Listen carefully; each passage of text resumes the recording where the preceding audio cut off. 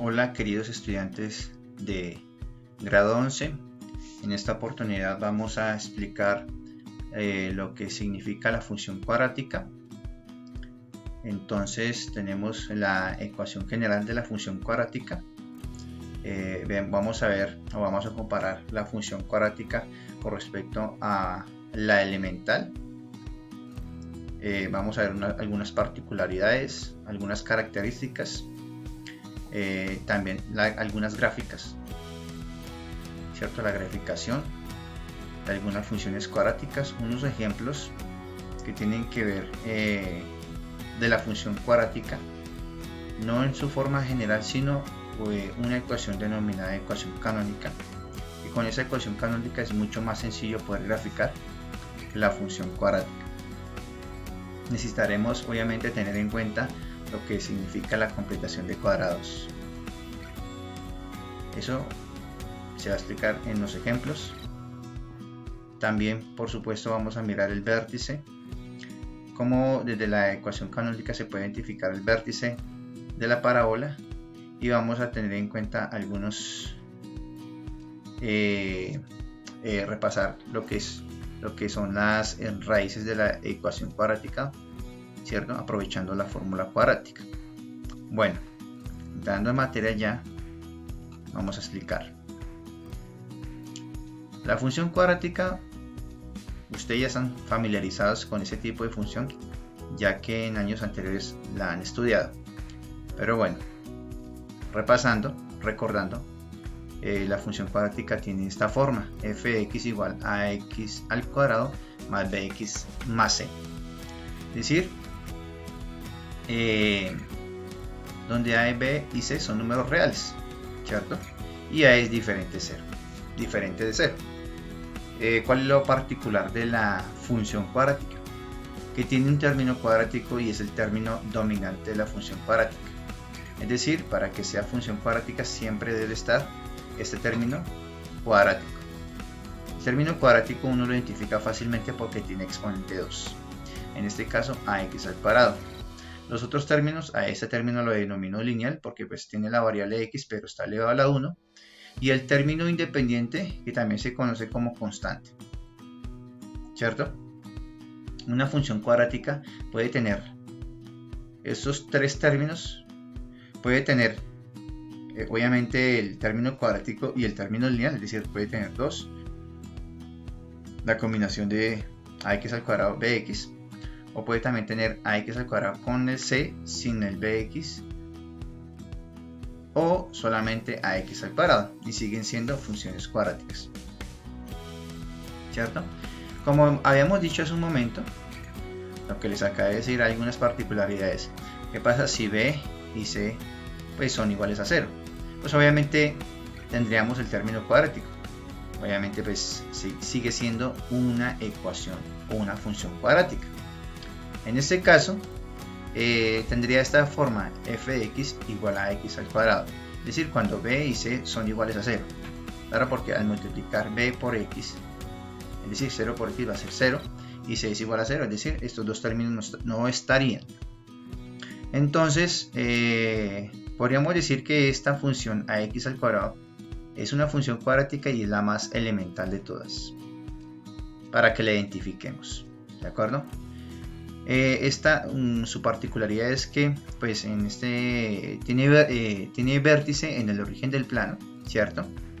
Y vemos que si el numerito que acompaña a la x, el número real que acompaña a la x al cuadrado o al término cuadrático, si es positivo, decimos que la parábola abre hacia arriba. Es como una 1 que abre hacia arriba, que su vértice coincide con el origen del plano. Pero si a es negativo, pues la parábola abre hacia abajo, ¿cierto? Eso en el caso de que b y c sean 0. Pero si solamente b es 0, es decir, el término lineal no está, el bx no se encuentra, y c es un número real diferente de 0, entonces tendríamos esta otra opción, como hace un momento les estaba indicando, ¿cierto? Entonces vendría siendo f de x igual a x al cuadrado más c. Viene siendo esta misma elemental f de x igual a x al cuadrado, pero trasladada hacia arriba verticalmente, o hacia abajo dependiendo del signo de C, hacia arriba o hacia abajo, es decir, un desplazamiento vertical dependiendo del signo y obviamente del valor de la letra C. Entonces, repito, esta otra, por decirlo así, caso de la función cuadrática, cuando tenemos el término cuadrático y el término constante o independiente, es otro caso de la función cuadrática. Pero si lo comparamos con la elemental, viene siendo la misma, pero traslada, repito, de manera vertical. Vemos aquí un caso donde la función que está en rojo, la gráfica, pues es una parábola, ¿cierto? Entonces vemos que aquí todas las funciones que tienen este tipo de estructura, f(x) igual a menos ax al cuadrado, pues van a abrir hacia abajo y tienen origen en el vértice. Tienen vértice en el origen del plano, ¿sí? Y la que está en azul viene siendo esta misma roja, pero traslada c unidades hacia arriba, pues también abre hacia abajo porque pues el número a o el número que acompaña el término cuadrático es negativo, por eso pues ambas abren hacia abajo, ¿cierto? Este es el caso cuando tenemos una función cuadrática con solo el término cuadrático, o la función cuadrática con el término cuadrático más la constante, ¿cierto? Vamos a ver un ejemplo de otra función cuadrática que es muy parecida en su estructura a lo que hace un momento les acabé de decir. Dice que trazar la gráfica de la siguiente función cuadrática, f de x igual a menos 3 medios de x al cuadrado más 5. Vamos a trazar la gráfica, es decir, vamos a obviamente dibujar el plano cartesiano. Acá es necesario, es una recomendación, la gráfica pues la podemos hacer en hojas milimetradas para que nos quede mucho mejor. Es una recomendación que les hago. En la hoja milimetrada pues podemos graficar sin ningún inconveniente, ya que el cuaderno, ¿cierto? Hay poco espacio y en este caso sí tendríamos que tener un espacio muy amplio para poder graficarla. Entonces, una cosa que sí hay que decir es que pues en noveno o en octavo, sobre todo en noveno, cuando nos enseñaban la función cuadrática, ¿cierto?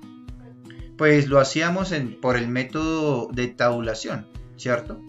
En esta ocasión pues también lo traté de hacer de esa manera. Recordemos que los valores de entrada de la función de la variable x, ¿cierto? Los valores de entrada, es decir, qué valores puede tener x. En este caso, pues no hay ninguna restricción para las funciones cuadráticas, es decir, yo puedo reemplazar la x por cualquier número real o por cualquier valor, ¿cierto? Es decir, que el dominio de la función o el dominio de cualquier función cuadrática va a ser todos los números reales. En este caso, pues escogí algunos números. Entonces, haciendo el método de tabulación, pues escogí el menos 1, el 0, para x, ¿no? La raíz cuadrada de 2, el 3 y la raíz cuadrada de 16. Al momento de reemplazar esos valores, cada valor en la función cuadrática, la que tenemos acá, pues obtenemos unas imágenes o las y, ¿cierto? Lo que denominamos las y. Cuando x es igual a menos 1, pues obviamente f de menos 1 es igual a menos 3 medios de x al cuadrado, pero en este caso x va a ser reemplazada por menos 1, entonces me va a quedar menos 1 al cuadrado más 5. Hacemos la operación mental como para no extendernos. Entonces menos 1 al cuadrado va a ser 1 positivo, 1 por menos 3 medios, pues menos 3 medios más 5. Y menos 3 medios más 5, yo puedo convertir ese 5 como 10 medios. Menos 3 medios más 10 medios serían 7 medios positivos. Cuando x es igual a 0, reemplazamos la x por el número 0, 0 al cuadrado, ¿cierto? Acá, menos 3 medios de 0 al cuadrado más 5. 0 al cuadrado es 0, 0 por menos 3 medios 0, sigue siendo 0, y me queda solamente el valor de 5. Entonces cuando x es igual a 0, llego al 5. Y así sucesivamente para cualquier número real que yo utilice para poder en reemplazo de la variable x, ¿cierto? Entonces miremos aquí que esta va a ser su gráfica. Verifica el hecho de lo que hace un momento les estaba explicando. Tenemos la estructura de esta función cuadrática de fx igual. Obviamente está el término cuadrático, el término, más la constante o el término independiente, ¿cierto? Entonces, si yo quiero comparar esta función cuadrática con la elemental, sería, pues, la comparación sería con, vemos aquí que menos 3 medios de x al cuadrado, ¿cierto? Es decir, esta función fx igual a menos 3 medios de x al cuadrado más 5 viene siendo esta misma, h de x, pero trasladada 5 unidades hacia arriba. La escala que vemos aquí en plano cartesiano es de 2 en 2. De 2 en 2. ¿Cierto? Y bueno, verificamos de que obviamente abre hacia abajo y por el hecho de que el número que acompaña el término cuadrático es negativo. Bueno, algunas particularidades obviamente, ¿cierto? Graficamos algunos puntos. Vemos que este 5 de cierta manera tiene mucho que ver con el corte de la función cuadrática con el eje Y, ¿cierto? Entonces,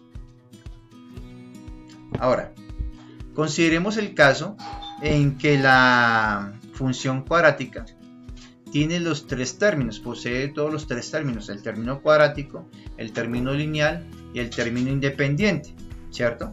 Entonces sería de pronto el otro caso que nos falta por considerar. Y entonces vamos a mirar en este caso un ejemplo, ¿cierto? Vamos a tratar de graficar o primero que todo con el siguiente ejemplo vamos a tratar de expresar una función cuadrática que tenga los tres términos en otra forma que yo la denomino forma canónica, una ecuación canónica, donde pues es mucho más sencillo con esa fórmula canónica o ecuación canónica, mejor dicho, poder graficar dicha función. Dice el segundo ejemplo que expresar f de x en la forma a factor de x menos h al cuadrado más k si f de x es igual a 3 x al cuadrado más 24x más 50, ¿cierto? Entonces, ¿cómo hacemos que esta función cuadrática se parezca a este modelo que tenemos acá? Esta se denomina modelo ecuación general y este se denomina modelo ecuación canónica. Las dos obviamente son iguales porque representan la misma función. Entonces, miremos que para transformar esta ecuación general a la ecuación canónica debemos usar lo que conocemos en matemáticas la completación de cuadrados, ¿cierto? Entonces vamos a escoger la ecuación original f de x igual a 3x al cuadrado más 24x más 50. Esa va a ser nuestra función original y vamos a proceder a completar el cuadrado. ¿Cómo es completar el cuadrado? En este caso vemos, requerimos que el término cuadrático pues esté con el coeficiente igual a 1, no debe estar ningún coeficiente diferente a 1. En este caso posee un número 3, el 3 es diferente a 1, por lo tanto debemos factorizar el número 3. Vamos a aprovechar el hecho de que está el término lineal y también vamos a factorizar el 3 en este caso. El término independiente lo dejamos solo. ¿Cómo hacemos eso? Vamos a factorizar del término cuadrático y del término lineal el número 3. Entonces factorizamos y me queda 3 factor de 3x al cuadrado dividido en 3, me va a quedar solamente el término cuadrático. Más, porque acá hay un más, 24x dividido en 3, eso me va a dar 8x. Y vamos a dejar un espacio, bueno, esta factorización, dejamos un espacio dentro del paréntesis, ¿cierto? Para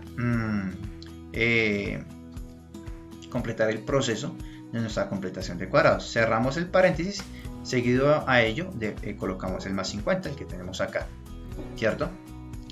Después vamos a completar ahora sí el espacio que dejamos acá. ¿Cómo lo completamos? Lo vamos a completar con un número. ¿De dónde sale ese número? Sale de la teoría de la completación de cuadrados. ¿Qué dice la teoría de completación de cuadrados? Dice lo siguiente: el término lineal, no el cuadrático sino el lineal, el número que lo acompaña, ojo con el número que lo acompaña, vamos a dividirlo entre 2. En este caso escogemos el 8, lo dividimos entre 2. Este resultado de división nos da un 4. ¿Y qué hacemos?